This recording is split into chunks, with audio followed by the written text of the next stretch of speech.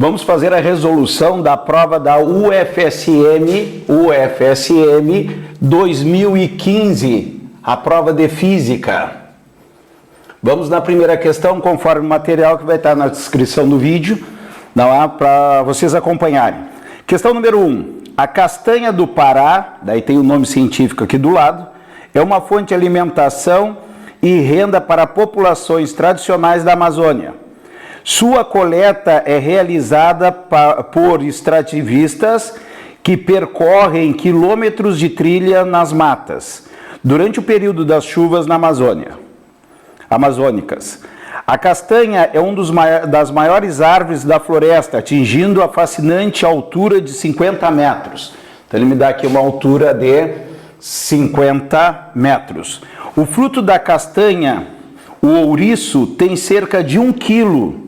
Então me deu a massa do fruto, 1 quilo, que contém em média 16 sementes. 16 sementes. Baseando-se nesses dados e considerando o valor padrão da aceleração da gravidade de 9,81 metros por segundo ao quadrado, observe que não deu 10, né? Então isso deve dificultar um pouquinho o cálculo. Pode-se estimar que a velocidade com que o ouriço atinge o solo ao cair do alto de uma castanheira é em metros por segundo aproximadamente. Então tem um contexto aqui, mas a questão é bem simples, né?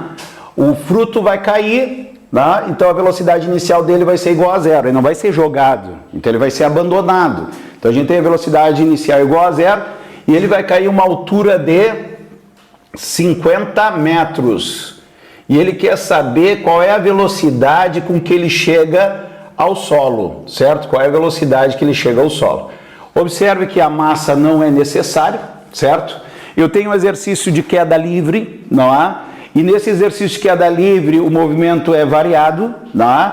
E eu observo aqui que na queda eu não tenho tempo de queda. E quando eu não tenho tempo de queda, eu já lembro no MRUV que eu vou usar a equação de Torricelli, que diz que a velocidade final ao quadrado é igual à inicial ao quadrado, mais 2 vezes a gravidade vezes a altura que ele cai, certo? Bom, a velocidade inicial é igual a zero, porque ele é abandonado, então tem que a velocidade ao quadrado é 2 vezes a gravidade, eu já ia botar 10, é 9,81 vezes a altura de 50 metros. Claro que eu vou fazer a multiplicação, 50 vezes 2 vai dar 100, e 9,81 vezes 100 é só correr a vírgula 2 casas para a direita. Então, vou ter que velocidade ao quadrado vai ser 981. Velocidade vai ser raiz quadrada de 981. Tá? Já vimos aqui que é uma raiz que não é exata. Né? Então, o que fazer nessas horas aqui? Pessoal, se o cara lembrar que 30 ao quadrado, pessoal, 30 ao quadrado é 900... eu já sei que a resposta tem que dar mais do que 30, tá? Porque 30 ao quadrado é 900, 981, então ela é maior do que 30. Outra coisa que eu posso pensar, 981 é muito próximo de 1000. A raiz de 1000. Ah, mas eu não sei a raiz de 1000. Olha só, presta atenção. Raiz de 1000 é raiz de 10 vezes raiz de 100. Ó, raiz de 100 é 10, então vai dar 10 raiz de 10. Muito aluno sabe que raiz de 10 é 3,16, porque é um número que eu tenho que saber por causa da notação científica, né? Para poder ver a ordem de grandeza, né? Então, raiz de 10 é 3,16 vezes 10 daria 316, tá? Então, aqui, raiz de 1000, 316, então é menos que 316, tá? Então, 3,16 vezes 10, 31,6, desculpa. Então a resposta está entre 30 e 31,6. Olhando as alternativas, eu tenho 31,3. Só pode ser essa resposta, 31,3 metros por segundo.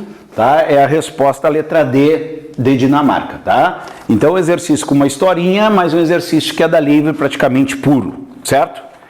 Vamos para a questão de número 2. Questão de número 2. A produção de alimentos é muito influenciada pela estação do ano, que se repete em ciclos anuais. Tá? Então, no ano, a gente vai ter as estações do ano, verão, inverno, outono, primavera, coisa e tal. Tá? em ciclos anuais que caracterizam pela variação da inclinação do movimento aparente do Sol em relação à Terra. A mudança na duração relativa dos dias, período em que o Sol está acima do horizonte, e das noites, período em que o Sol está abaixo do horizonte, altera a incidência de radiação sobre as plantas. Então a gente percebe que no inverno as noites ficam maiores, né? Então a gente tem menos Sol, né? E no verão os dias ficam maiores, a gente tem uma incidência solar maior, que está explicando para nós aqui. Essas mudanças ocorrem como consequência da inclinação do eixo de rotação da Terra em relação ao plano de sua órbita, aproximadamente circular, em torno do Sol. Para que a Terra orbite em torno do Sol é necessário, então, coisa e tal, mas a pergunta é para que a Terra orbite em torno do Sol. O que é necessário? Então a gente tem o Sol e a Terra tem que orbitar à volta do Sol, tá? Pelas leis de Kepler a gente sabe que isso aqui é uma elipse, tá? Mas ele diz no texto que a órbita é muito próximo do círculo, aproximadamente circular, então eu vou considerar ela como se fosse circular para a gente poder analisar. Primeiro, a primeira diz: existe uma força de atração entre o Sol e a Terra? Pessoal, se o Sol está no centro, ele manda usar a órbita aproximadamente circular. Pessoal, se eu tenho um movimento circular, é lógico que existe uma força centrípeta. E esta força centrípeta é a força de atração do Sol com a Terra, que depende das massas, né? Mas aqui a afirmativa é a seguinte, ó: existe uma força de atração entre o Sol e a Terra? Sim, ó, tem o par de ação e reação, tá? Esta força é uma força centrípeta, então a primeira afirmativa verdadeira, ou seja, a Terra é atraída para o Sol para se manter na órbita que a gente está considerando circular nesse exercício. 2. Nós temos aqui a velocidade da Terra em relação ao Sol seja perpendicular ao segmento de reta que une o Sol à Terra. Então tem o Sol, o movimento é circular, vamos analisar com calma isso aqui, certo? A gente sabe se a trajetória é circular, a velocidade do móvel é sempre tangente a esta trajetória, olha só, sempre tangente a esta trajetória, tá? Mas ele me afirma o seguinte, que a velocidade da Terra em relação ao Sol seja perpendicular ao segmento de reta que os une. Então, se eu imaginar uma reta que une o Sol à Terra, isso aqui nada mais é do que o raio da trajetória circular que a gente está considerando. Observe que eu tenho o raio aqui, ó. Bom, o raio é perpendicular à tangente. Então, é verdadeiro, ele está dizendo que a velocidade da Terra é perpendicular à linha que une o Sol à Terra, que nesse caso aqui seria o raio, segunda verdadeira também. Então temos a 1 e a 2 como verdadeira, tá? E já estamos com a resposta certa, porque não tem todas verdadeiras, né? Então a resposta é a letra D. Mas vamos ver por que a terceira é falsa. Nós temos a terceira afirmativa, que diz o seguinte: a Terra gira em torno do seu próprio eixo. Pessoal, isso é uma verdade. A Terra gira em torno do seu eixo, que é às 24 horas. Mas a pergunta é para que a Terra orbite em torno do Sol. Ela precisa girar para ela poder estar em volta do Sol? Não, são dois movimentos que são diferentes. A Terra tem rotação, tá? Que é o que ele está comentando na afirmativa, rotação, e a translação. Translação, certo? Ele está falando da translação, o exercício é em relação à translação do movimento da Terra em torno do Sol. Então a última seria a falsa. A gente tem a afirmativa 1 e 2, a gente já tinha chegado à conclusão que a resposta é D, de Dinamarca. Questão número 3, tá? Nós temos uma tabela gigante aqui, já visualmente já assusta, né? E diz assim, a tabela reproduz o rótulo de informações nutricionais de um pacote de farinha de trigo. Então a gente tem aqui, ó, que numa porção de 50 gramas ou meia xícara tem todos esses dados aqui, ó, valor energético, carboidrato, proteínas, tem várias informações. Considerando o valor energético informado no rótulo Então, ele está falando sobre o valor energético do rótulo, né? Então, vamos botar aqui, valor energético. Tá? Então, nós temos aqui, ó, considerando o valor energético informado no rótulo, que daqui a pouco a gente vai olhar, essa quantidade de energia corresponde ao trabalho realizado para arrastar um corpo contra uma força de atrito de 50 newtons com velocidade constante, por uma distância de aproximadamente quanto? Tá, ele fala sobre o valor energético, eu vou procurar na tabela, o valor energético lá é a primeira informação, 170 quilocalorias, que não está no sistema internacional, e 714 quilojoules, então é 714 quilojoules, tá? Diz que ele vai andar com velocidade constante, olha só, com velocidade constante, contra uma força de atrito de 50 newtons, tá? Ele quer saber qual é a distância, ó, o trabalho realizado para arrastar o corpo contra uma força de 50 newtons de atrito, né, com velocidade constante. A distância é de aproximadamente quanto? Ele quer saber essa distância aqui. Quanto vale essa distância? Bom, primeiramente é o seguinte, se ele está com velocidade constante, ele não tem aceleração. Olha só, velocidade constante, aceleração é igual a zero, força resultante igual a zero, tá? Bom, a aceleração mede a variação de velocidade. Se eu não tenho variação de velocidade, a aceleração é zero. E pela segunda lei de Newton, que força resultante é igual a massa vezes a aceleração, se a minha aceleração é zero, consequentemente a minha força resultante é igual a zero. Então, na realidade, existe uma força de 50 newtons, que anula essa força de atrito. Ele diz que o trabalho é desta força aqui, para arrastar, né, contra uma força de atrito. Então, vou ter aqui o trabalho é força vezes deslocamento. O trabalho, ele manda considerar o valor energético da tabela, né, da farinha ali, né? Então, eu vou botar aqui no lugar do trabalho, é 714 quilo, é 10 na 3, os prefixos, né, a gente tem que saber. Então, a gente tem aqui 714 quilo, que é 10 na 3. A força é de 50 vezes o deslocamento.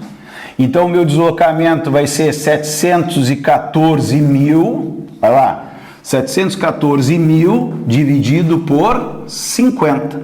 Corta um zero, corta um zero. Na hora de dividir por 5, a gente dobra o número de cima e põe uma vírgula, tá? Então, vamos dobrar esse número de cima. O dobro de 0 é 0, o dobro de 0 é 0, o dobro de 4 é 8, o dobro de 1 é 2 e de 7 é 14. Colocamos uma vírgula, chegamos à resposta. O zero depois da vírgula não precisa, eu vou apagar, certo? Então, eu cheguei aqui a 14.280 metros. 14.000, número bem grande, vou virar a página aqui.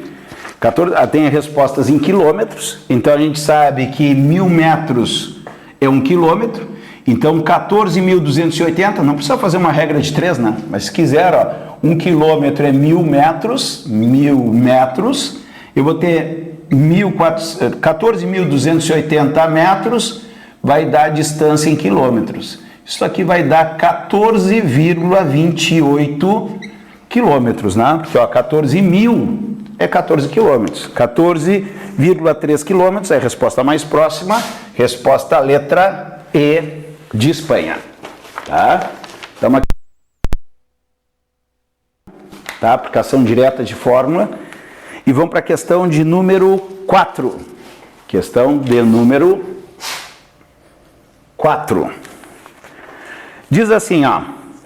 Uma expedição científica realizada no Oceano Pacífico teve o propósito de coletar dados da pressão da água em função da profundidade. Então, vai fazer um gráfico de pressão por profundidade, certo? Foram escolhidos 3 locais diferentes entre si. Então, está lá no oceano, pegou 3 lugares e colheu os dados para fazer o gráfico. Onde não havia vento e o mar era calmo. Nos 3 sítios, verificou-se que o módulo da aceleração da gravidade, bem como a temperatura da água, apresentaram os mesmos valores. Então, não vai influenciar, né? A gravidade não vai influenciar e também a temperatura da água não vai influenciar, porque é igual em todos os 3 lugares que foi coletado os dados. Os resultados obtidos são apresentados no gráfico a seguir, onde as retas A e B são paralelas. Então aqui eu tenho a pressão está em Pascal, e aqui eu tenho a profundidade em metros. Então eu tenho o A e o B, o A e o B são retas paralelas, e eu tenho o C menos inclinadinho aqui, mas com uma observação, ó, sai do mesmo ponto do que o B, tá? Já vamos analisar isso. Com base nesses resultados, analise as afirmações a seguir. Vamos para a primeira. A primeira afirmativa. Diz o seguinte: a pressão atmosférica ao nível do mar em A é maior do que em B. Pessoal, o que é no nível do mar? É quando a profundidade é 0, é na superfície. Tá? Eu estou no nível do mar, o mar tem um nível, né? Então eu quero saber, a profundidade é igual a 0. O que eu posso observar aqui na profundidade igual a 0? Eu tenho que a pressão inicial de B, ela é igual à pressão inicial de C. Pressão atmosférica de B é igual à pressão atmosférica de C. E a pressão atmosférica de A está mais acima. Então eu posso dizer que a pressão atmosférica de A é maior que a pressão atmosférica de B, que é igual à pressão atmosférica de C. O que ele está afirmando? Que a pressão atmosférica ao nível do mar de A é maior do que a pressão atmosférica de B. Resposta verdadeira. Então a gente tem a primeira afirmação como verdadeira, certo? Na segunda, ele está falando que a massa específica de B é maior que a massa específica de C. Bom, como é que a gente vai fazer a massa específica aqui? Deixa eu ver aqui o que a gente pode fazer.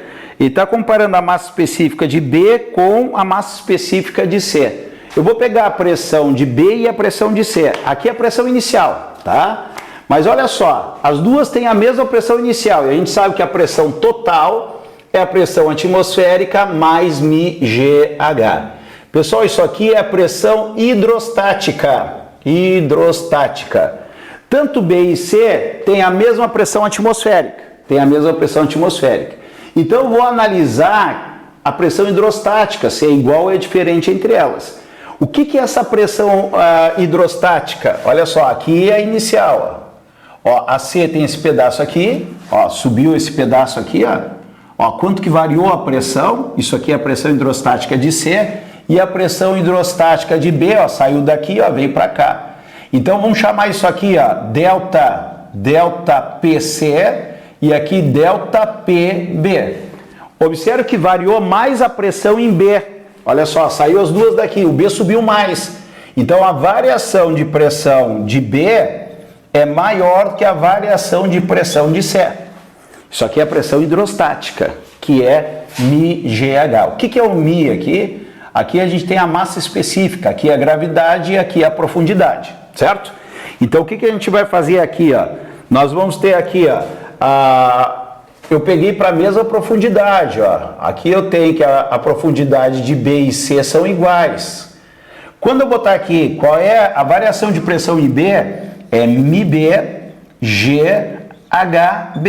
É maior do que μc GHC. Observe que eu peguei aqui, eu medi na mesma profundidade de B e C, corta fora. A gravidade é a mesma, eu chego à conclusão que a massa específica de B é maior que a massa específica de C.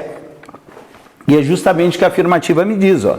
A massa específica de B é maior que a massa específica de C, verdadeira também. Então já temos a 1 e a 2 como verdadeira, só que nesta aqui a gente tem as 3 como verdadeira, então a gente vai ter que ir até o final.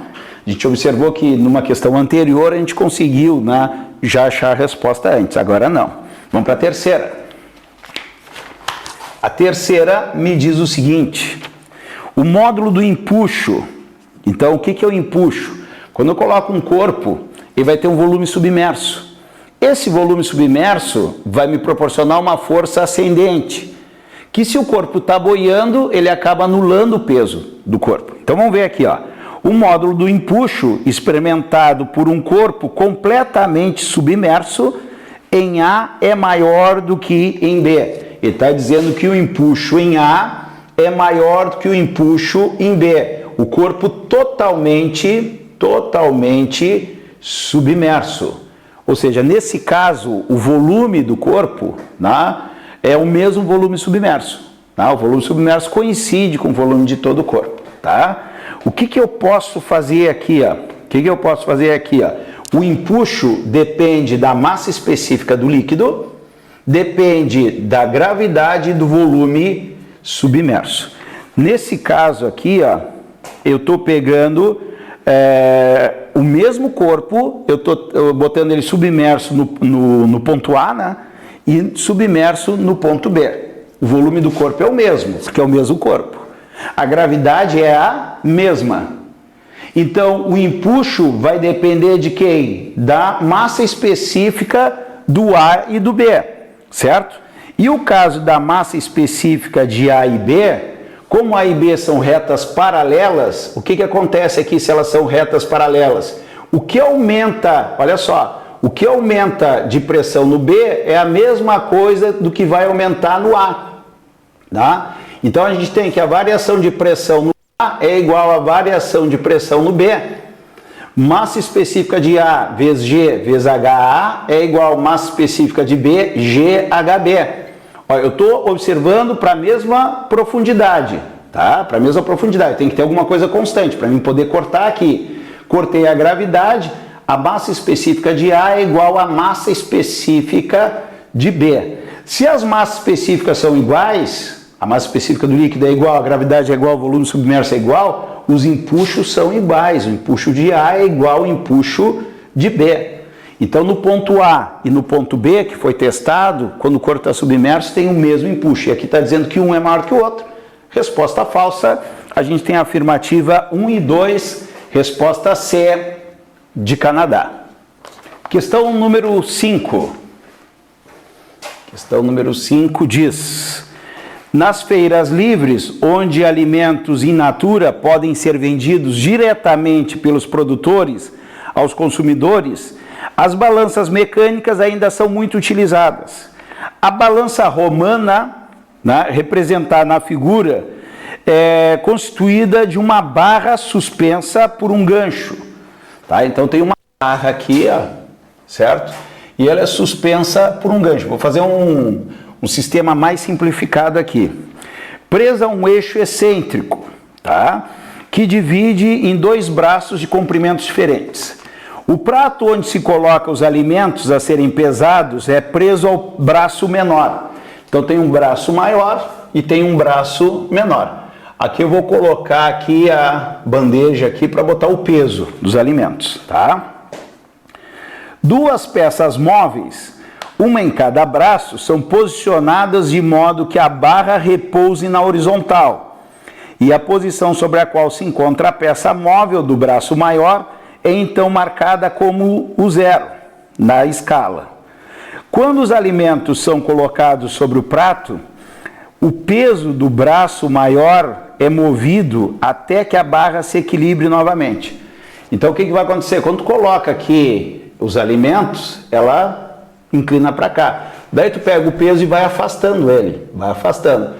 Quando der o equilíbrio, tu vai fazer a leitura da balança, porque o giro para um lado é equilibrado para o giro para o outro lado. Tá? Uma questão de momento aqui, né? uma questão de estática. Tá? Então nós temos aqui, sabendo que o prato é preso a uma distância de 5 centímetros do eixo de articulação e o braço maior mede 60, então aqui eu tenho 5 centímetros, ó, 5 centímetros.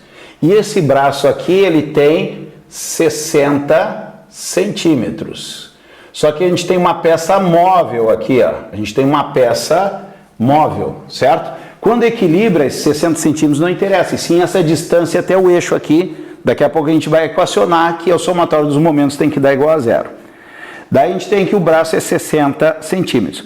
Qual deve ser em quilos a massa da peça móvel para que seja possível pesar até 6 quilos os alimentos. Tu quer pesar até 6 quilos. Então, eu vou botar 6 quilos aqui e tu quer saber a massa dessa peça móvel. O que acontece? Se é para pesar até 6 quilos, é o máximo que eu posso pesar é 6 quilos.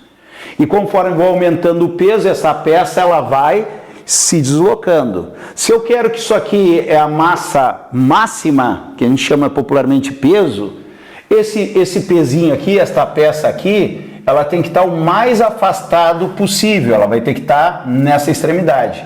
A gente quer saber quanto é que vale esta massa, que eu vou chamar de M, certo? Tranquilos?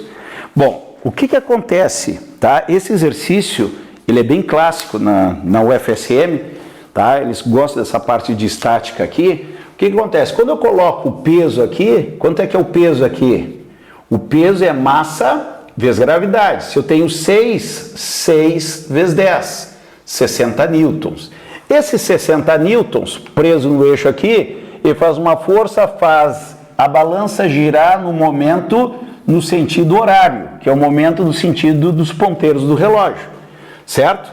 Bom, para mim equilibrar, a balança vai fazer esse movimento. Eu vou deslocando o peso até, que nem uma gangorra. Chega uma hora que ele vai equilibrar. Então o peso está tentando girar no sentido horário e o pezinho que eu vou calcular, o peso aqui, está tentando girar no sentido anti-horário. Então esse pezinho aqui, que é M vezes G, M vezes G, a gravidade é 10, vai ser 10M a força, está tentando girar no momento no sentido anti-horário. Bom, para ficar em equilíbrio, o giro anti-horário, que a gente chama de momento, tem que ser um momento no sentido horário, certo? Bom, qual é a fórmula do momento? É a força vezes o braço de alavanca. Então essa distância influencia, por isso que a gente vai afastando o pezinho, né, que é o braço de alavanca. E o peso também, por isso que a gente vai calcular a massa. Então eu vou fazer aqui, ó, o momento de uma força é a força vezes o braço de alavanca.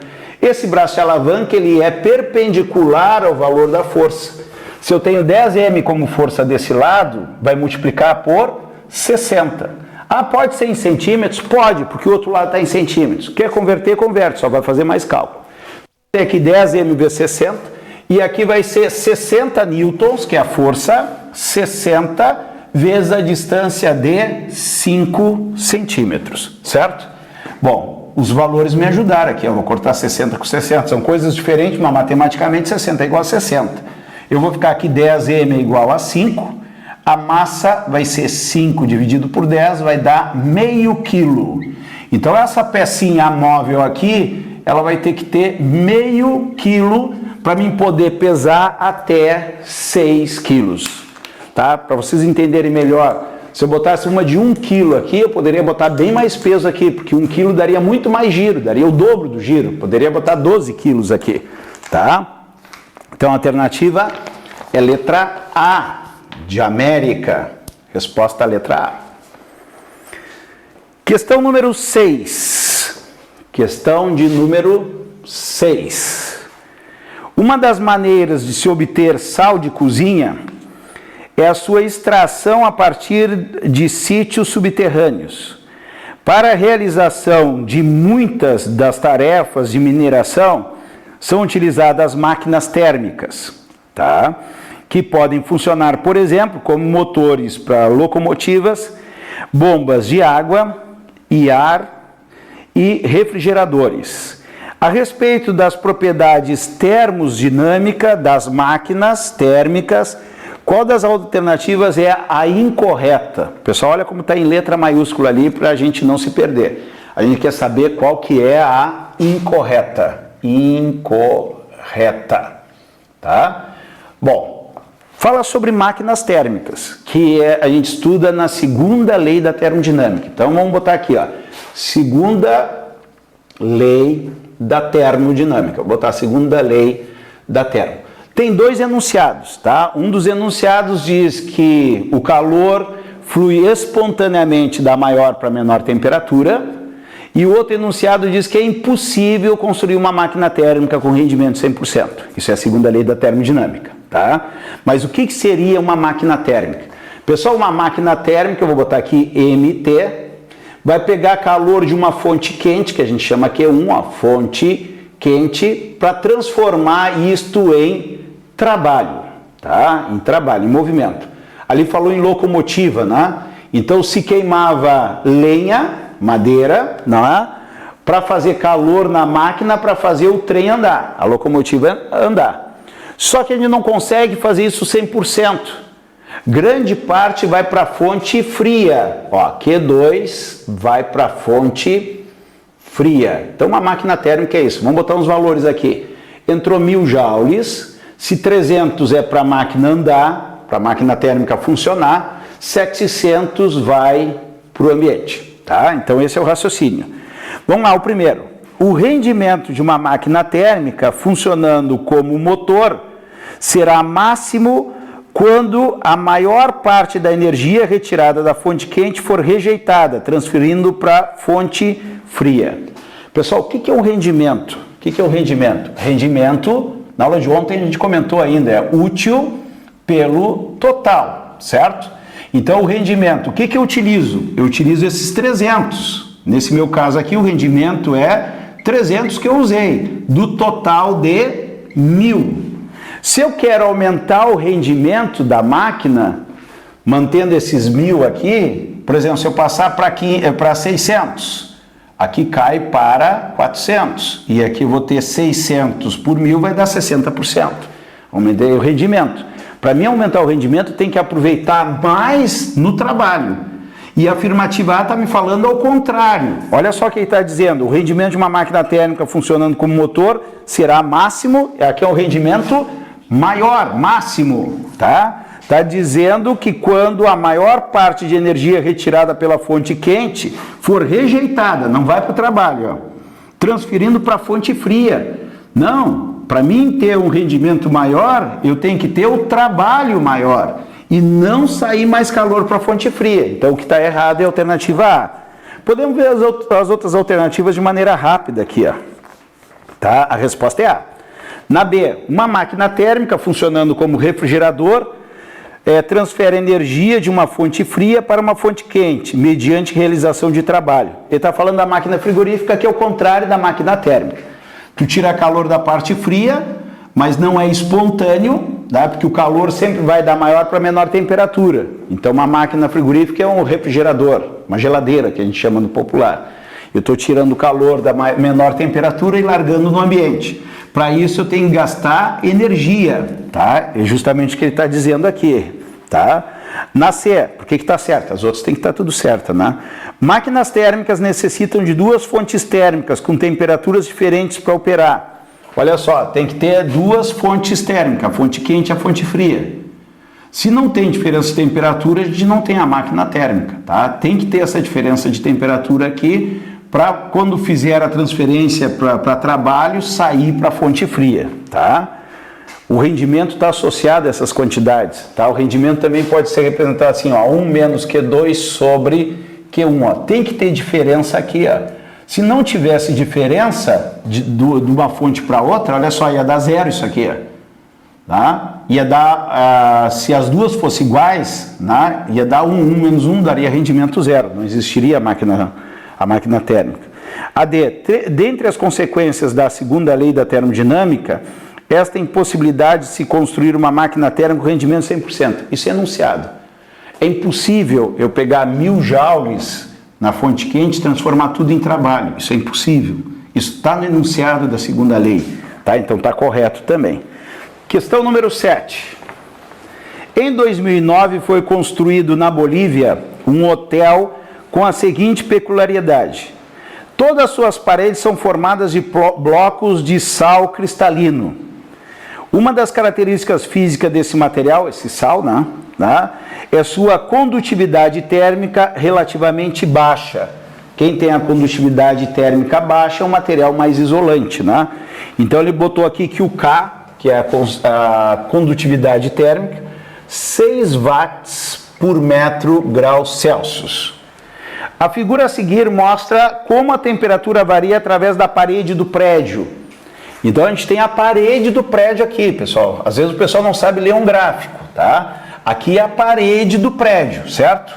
Internamente, como esse eixo está a temperatura, ó, internamente a gente está numa temperatura de 20 graus Celsius, ó, 20 graus Celsius é a temperatura dentro do hotel, 20 graus Celsius, certo? Daí o que acontece? Lá fora está uma temperatura maior, que corresponde a 60 graus Celsius. Então lá na rua está 60 graus Celsius. Pessoal, isso aqui é a parede. Qual é a espessura da parede? Olha só, no gráfico aqui eu tenho 15 e tenho 25. E aqui o eixo X é em centímetros. Então a espessura da minha parede de 15 para 25 é 10 centímetros. Eu já estou tirando os dados para botar na fórmula, tá? Então olha só, eu tenho dentro do hotel 20 graus e na rua está 60 graus. Eu tenho uma variação de temperatura de dentro para fora de 60 menos 20. Eu tenho uma variação de temperatura de 40 graus Celsius, tá? Tudo isso eu tirei do gráfico. Agora vem a pergunta, qual é o valor em watts por metro quadrado, tá, do módulo do fluxo de calor por unidade de área? Cuidado agora, fluxo de calor é o φ, por unidade de área, tá? Às vezes o aluno vai fazer esse tipo de exercício que atravessa a parede e ele fala assim, tá faltando dado. Olha só, a formulazinha do fluxo de calor é K, que é a condutividade térmica que foi dada, o A, o ΔT dividido pela espessura, certo? Ele quer saber o fluxo de calor por unidade de área. O que o aluno pensa? Fluxo de calor é o φ. O K foi dado. Vou lá, ele deu que é 6.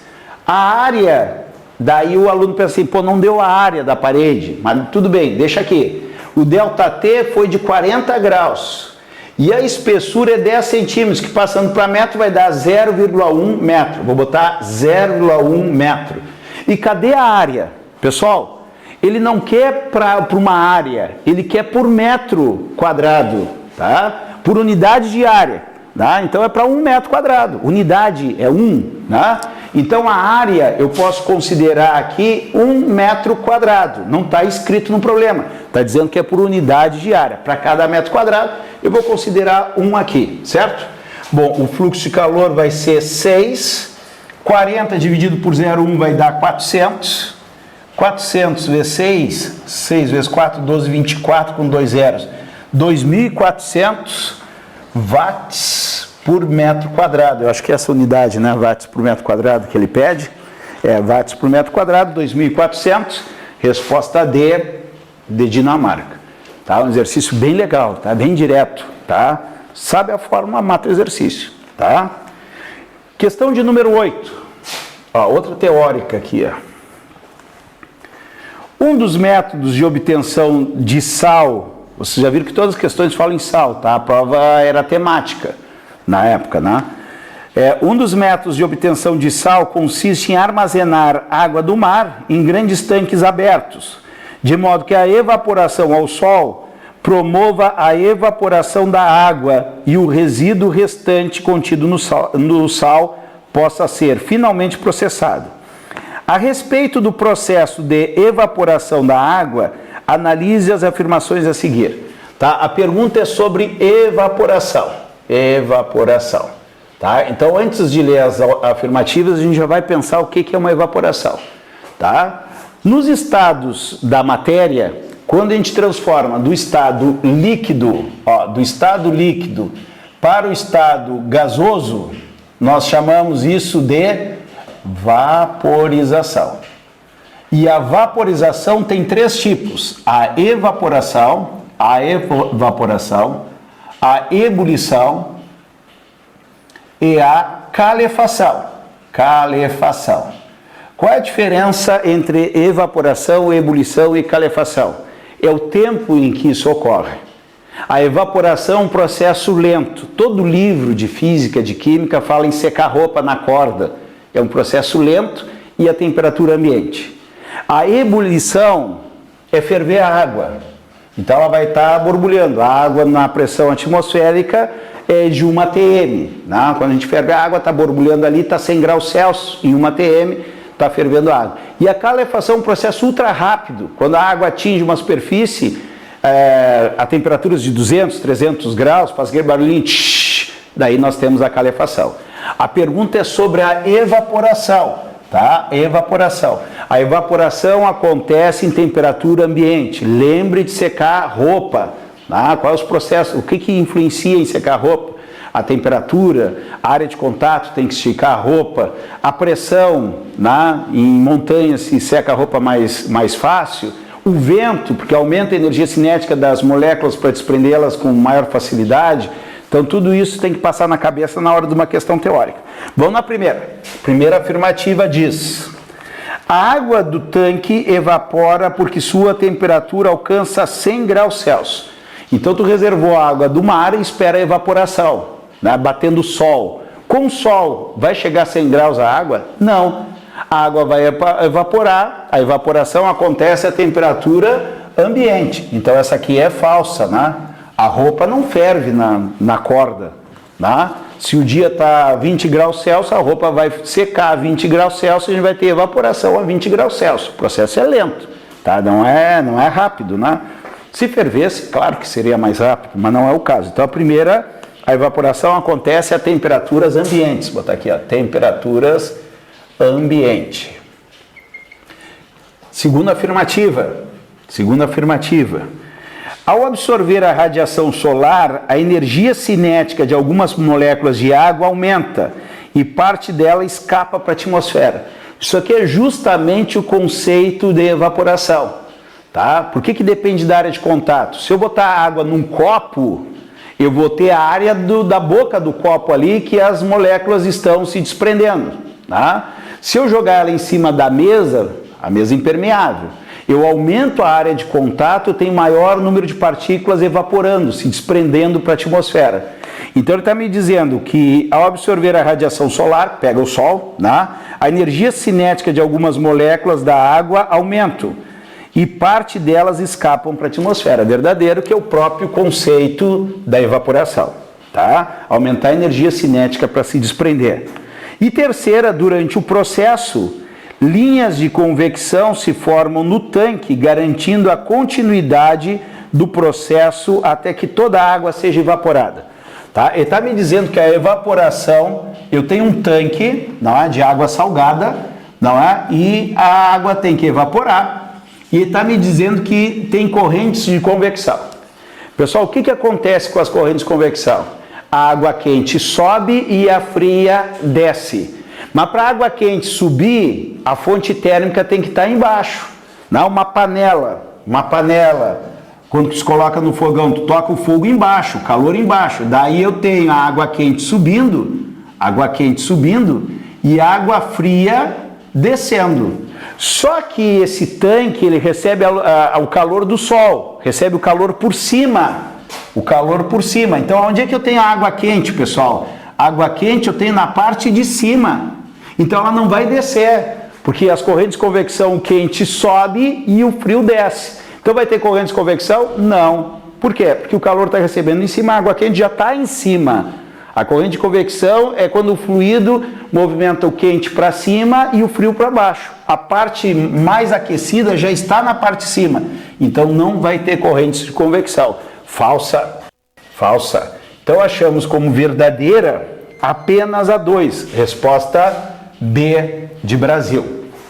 Questão de número 9.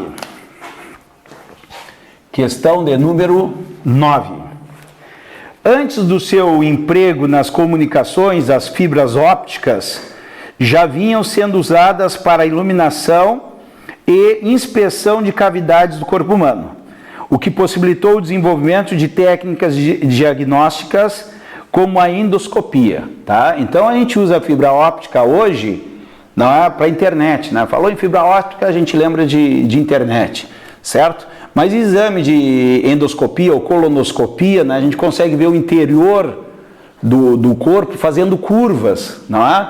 Porque a gente põe uma luz, a gente vai ver lá na óptica, a gente só enxerga quando chega a luz nos nossos olhos, né? Então a luz é refletida lá de dentro do estômago e vai para o monitor. Então a gente consegue ver o interior de uma pessoa através desse tipo de exame usando a fibra óptica, certo? Bom, O fenômeno físico que permite guiar a luz através de um feixe de fibras flexíveis por um caminho curto é a reflexão interna total. Para esse fenômeno ocorra, tá? Então ele tá falando sobre reflexão total. Eu vou botar aqui o que seria reflexão total para a gente entender. Reflexão total. Pessoal, existem duas condições para ter reflexão total. O ângulo de incidência tem que ser maior do que o limite e acontece somente do meio mais refringente para o meio menos refringente. Traduzindo isso, tá? Uma fibra óptica, tá? Ela é em duas partes, a parte externa e a parte interna, certo? São dois materiais diferentes. Então, o que acontece aqui? Ó? O material de fora tem um índice de refração que a gente chama 1 e o material de dentro o índice de refração 2. O índice de refração 2 tem que ser maior que o índice de refração 1. Tá? Para quê? Para a luz entrar e passar do meio mais refringente, que é o maior índice de refração, para o menos refringente. E aqui a luz ela é refletida. Por que ela é refletida? Porque ela ultrapassa o valor do ângulo limite. Quando é que eu vou ter o ângulo limite? Pessoal, o ângulo limite é essa situação aqui, ó. Ó, aqui é mais, aqui é menos. Aqui é a reta normal, ó. Reta normal. Aqui vai chegar no limite, ó. O ângulo vai ser limite da luz quando a refração chegar em 90 graus, quando a refração for de 90 graus.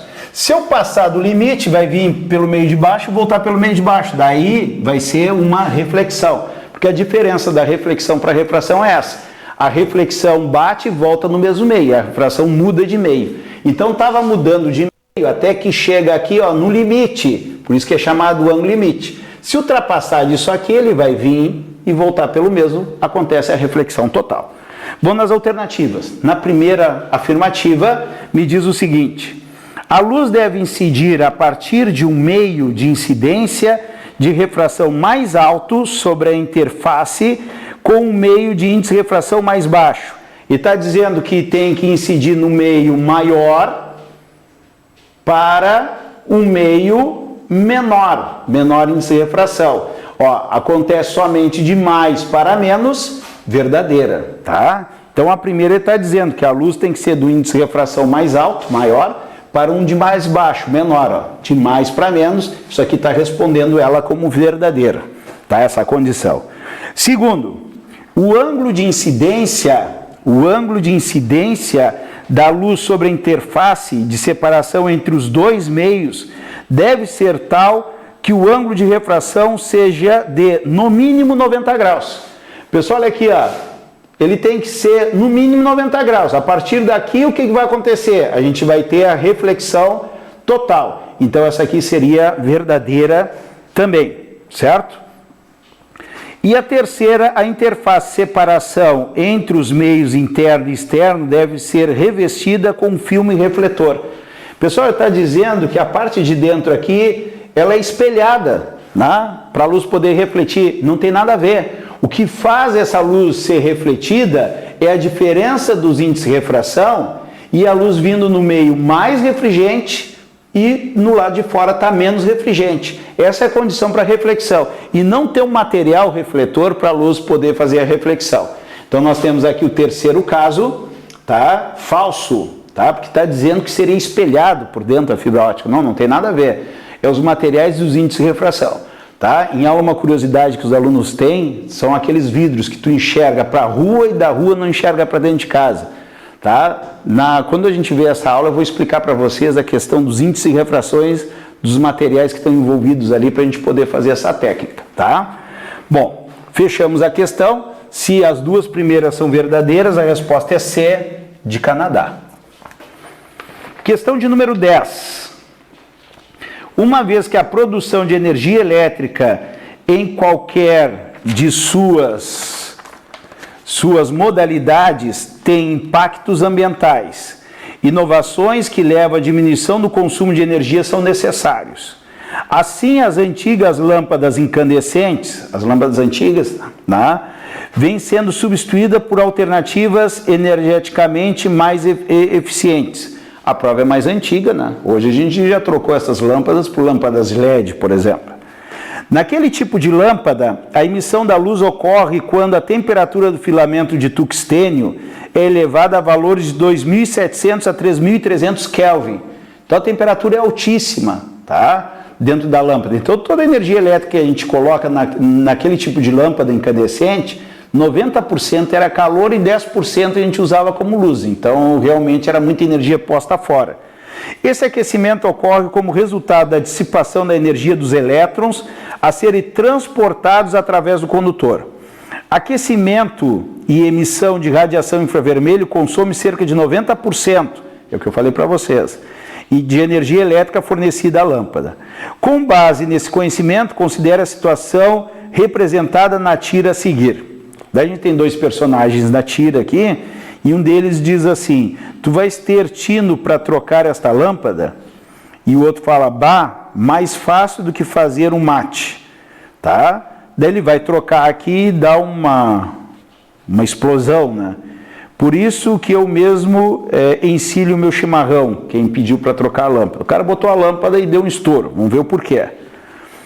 Porque uma lâmpada incandescente de 100 watts a 110, então tem uma lâmpada aqui, essa é a questão número 10, uma lâmpada incandescente, né, de 100 watts, a potência é de 100 watts, ela é feita para ser ligada em 110 volts, como usada pelo personagem na tira, queima quando ligada numa rede de 220. Pessoal, 110, a gente conversou isso em aula, se eu ligar em 220 volts, queima. Queima. O que está acontecendo aqui? Ó, 220 dividido por 110, eu liguei numa tensão 2 vezes maior, certo? Tá? 10 alternativas. Ao dobrar a tensão, a lâmpada dissipa energia a uma taxa 4 vezes maior. Deixa eu ver aqui, ó, tá? Pessoal, olha aqui, ele fala na questão da energia. Todas elas falam, lá para o final já não, fala em termos de resistência. Tá? A resistência cai a metade, tal coisa. Pessoal, a resistência a gente considera constante da lâmpada, tá? Então tá fora lá a letra D ali que fala que mudou a resistência. Ao dobrar a corrente, a potência da lâmpada cai a metade. Então potência ou energia, tá? Então olha só, as alternativas falam em potência e energia. Vamos pensar um pouco. A energia é potência vezes tempo, certo? Tá? Algumas alternativas falam em potência. A gente vai analisar o que vai acontecer com a potência, porque a potência é U ao quadrado sobre R vezes T. Por que eu estou pegando a potência U ao quadrado sobre R? Porque eu vou considerar que a resistência vai ser a mesma, que é a bolinha que está ali dentro, né, de tungstênio, que fala no texto ali. Então eu tenho aqui, ó, que a minha energia, o tempo do funcionamento da lâmpada é o mesmo. A minha energia depende da tensão ao quadrado. Se pensar em potência, que uma das alternativas fala em potência, é a mesma coisa. A potência depende da tensão ao quadrado. Se eu aumentar 2 vezes a tensão, ó, a tensão, se for dobrada, a potência é proporcional à tensão ao quadrado e a energia também é proporcional à tensão ao quadrado.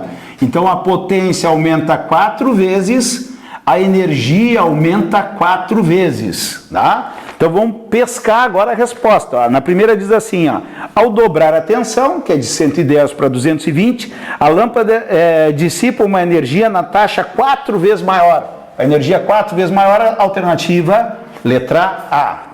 Na B, por que a B está errada? Ao dobrar a tensão, a lâmpada dissipa uma energia 2 vezes maior. Não, é 4. A B está errada. A C, ao dobrar a corrente, a lâmpada dissipa energia uma taxa 2 vezes maior. Não, a gente já viu que a taxa é 4 vezes maior, então já está fora. Ele falou em corrente, tá? Uma coisa interessante, eu vou usar o U que ri aqui, ó, U que ri. Ó, o R aqui, o que acontece? Se eu dobrar a tensão, eu dobro a corrente. Então a corrente é dobrada, ela dobra o valor da corrente. E daí a lâmpada não suporta aquela corrente, né? Ela é feita para passar uma corrente, está passando o dobro, ela acaba queimando. Ao dobrar a corrente, a resistência da lâmpada cai a metade. Não, a gente considera a resistência constante, está fora. Ao dobrar a corrente, a potência da lâmpada cai a metade. Não, pelo contrário. A fórmula da potência é o π. Dobrou a corrente, mas daí dobrou a tensão. Dobra a tensão, de 110 para 220. Dobra a corrente, que a gente viu aqui. 2 vezes 2, a potência aumenta 4 vezes. Como já estava aqui a potência 4 vezes, a resposta realmente é a letra A. Questão número 11. Pessoal, questão de número 11. Em uma instalação elétrica doméstica, as tomadas são ligadas em série ou em paralelo. Pessoal, é só tu pensar, tá? Então é uma ligação residencial, né? Residencial. Pessoal, todos os aparelhos que eu tenho em casa é a mesma tensão. O secador de cabelo, se é 110, a minha máquina de lavar é 110, meu ventilador é 110. Ah, mas se é bivolt, daí não interessa. Mas eu tenho os aparelhos que eu compro numa certa tensão e eu ligo nas tomadas. Então todas as tomadas têm que ter a mesma tensão. E para ter a mesma tensão, a ligação é paralelo. Olha lá, que a tensão é a mesma. Então a primeira resposta é paralelo. Então as tomadas são ligadas em paralelo. Para que a mesma tensão, já respondi aqui, ó, a mesma tensão em todos os eletrodomésticos ligados a essa instalação. Então, assinale a alternativa e completa as lacunas na ordem. Então, tem que ser paralelo e a tensão que tem que ser a mesma. Então, a resposta é a letra A direto, tá? Bem simples essa aí. Questão bem rapidinha aqui. Vamos para a questão de número 12. Questão de número 12.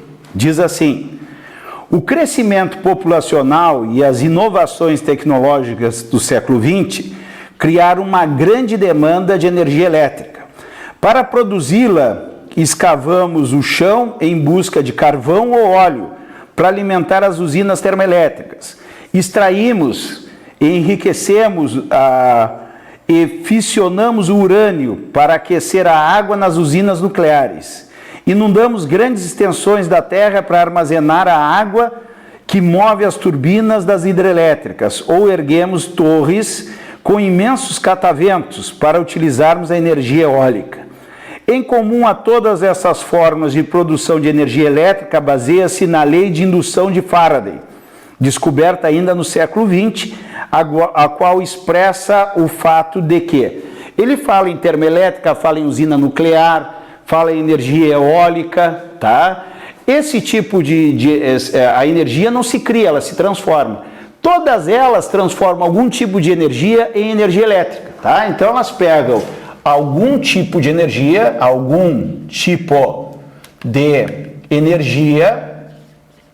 e transformam em energia elétrica. Energia elétrica. Como que é feito isso? Através da aula de ontem, né? Através de um gerador. O gerador pega algum tipo de energia e transforma em energia elétrica, certo? Daí ele fala aqui na lei da indução. Lei da indução eletromagnética, tá? Que é a lei de Faraday é a lei da indução eletromagnética, tá? O que é a lei da indução eletromagnética? Quando eu tenho uma variação de fluxo, magnético, tá? Cria uma força eletromotriz induzida. Essa força eletromotriz induzida, isso aqui é uma tensão elétrica, certo? Então é mais ou menos isso que acontece. Eu tenho a turbina na hidrelétrica, eu tenho a turbina que é o próprio acoplada à hélice do catavento que ele fala aí, tá? A termoelétrica e a usina nuclear, eles movimentam vapor de água que vai passar numa turbina.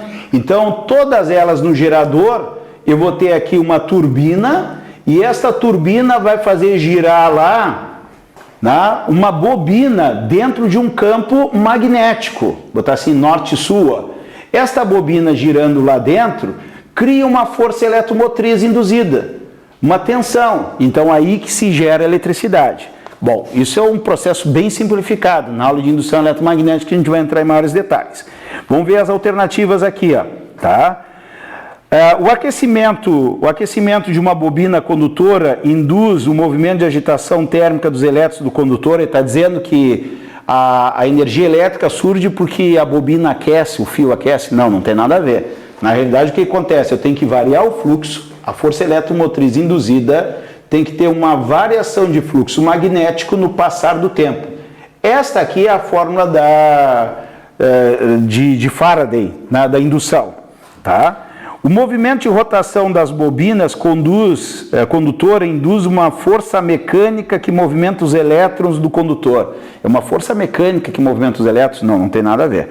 Tá? Se o movimento de rotação da bobina condutor induz uma força eletromotriz que movimenta os elétrons, o movimento de rotação da bobina induz, mais ou menos, não é um movimento da bobina, e sim esse movimento vai fazer o fluxo variar, tá? Então tem que ser mais profundo, tá?